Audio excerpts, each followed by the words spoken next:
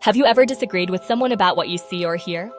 That's because our perception isn't just about the senses, it's shaped by our brain's expectations and experiences. Our brain actively constructs our reality, integrating sensory input with our past knowledge and current state. This intricate process means what we perceive is often a blend of external stimuli and internal interpretations. This is called top-down processing, where higher-level mental processes influence how we interpret raw sensory data.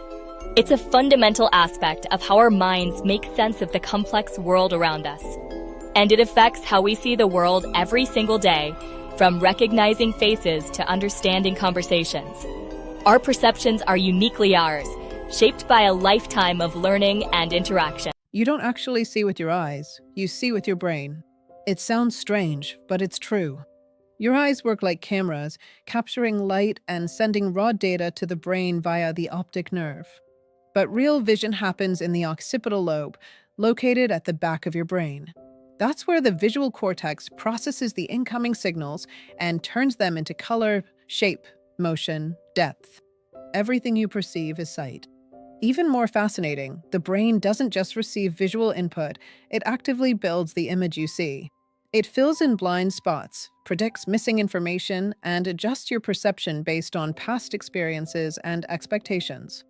So what you see is an objective reality. It's your brain's best guess, a carefully constructed neural interpretation. Vision isn't just a sense, it's an act of cognition. This is top-down processing, where prior knowledge influences how we interpret sensory information.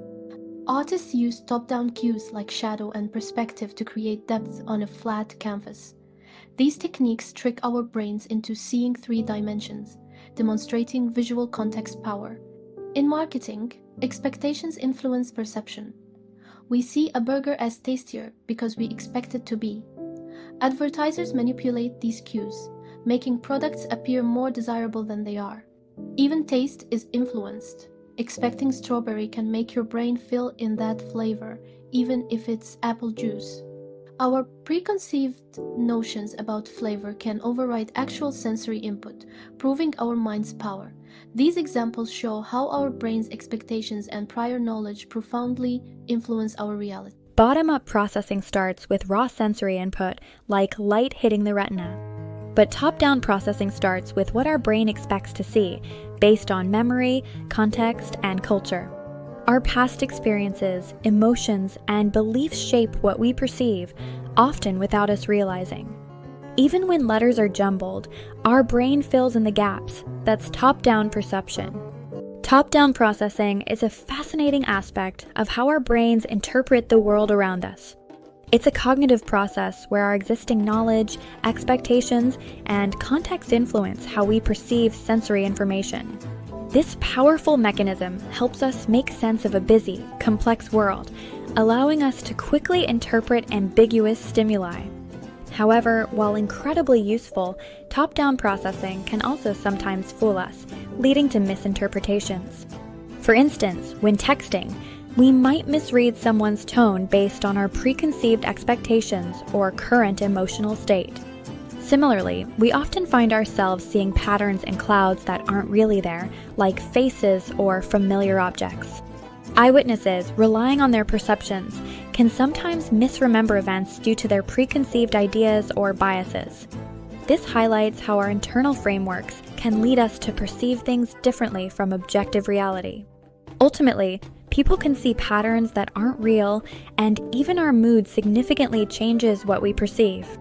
Understanding top-down processing helps us appreciate the intricate ways our minds construct our daily experiences. Perception isn't just what our eyes see, it's what our brain believes. Every second, our senses are bombarded with information, but our brain filters it, showing us only what it thinks is important. This filtering is why optical illusions work. They exploit our brain's shortcuts and assumptions.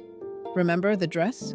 People passionately argued if it was blue and black or white and gold. The difference in perception wasn't about vision, but about how our brains assumed the photo was lit.